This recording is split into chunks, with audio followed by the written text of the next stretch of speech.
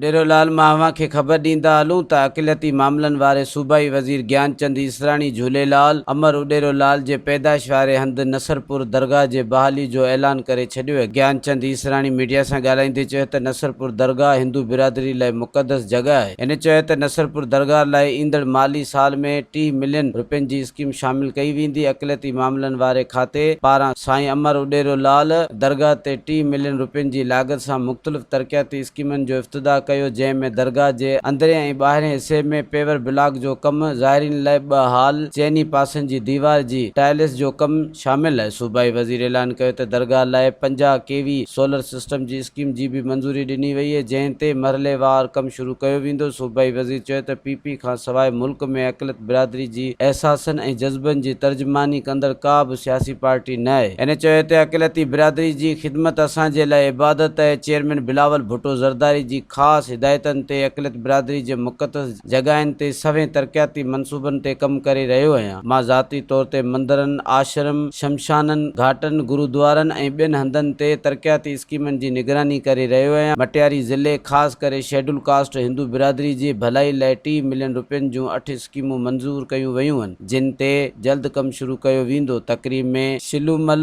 राजा आसर मल, विष्णुमल, वेरसीमल, पहलाज, रायचंद, चेतन, हरेश, मुकेश ऐं ॿियनि पिणु शिरकत कई है। Soomro wallpapers and PVC panel shop 3D wallpapers की वसी रेंज जो आपके घर को बनाए आपके ख्वाबों की तरह खूबसूरत। बेहतरीन क्वालिटी के वॉलपेपर्स और सीलिंग्स बेहतरीन कलर्स और डिजाइन्स में दस्तयाब हैं।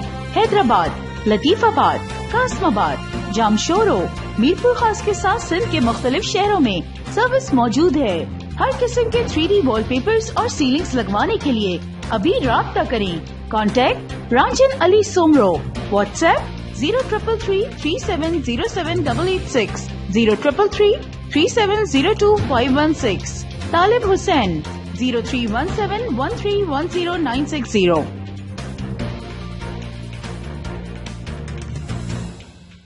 मज़ीद ख़बरनि ऐं तफ़सीलात लाइ विज़िट कयो असांजी वेबसाइट www.awamiNewsHD.com ऐं ॾिसंदा रहो अवामी न्यूज़ HD।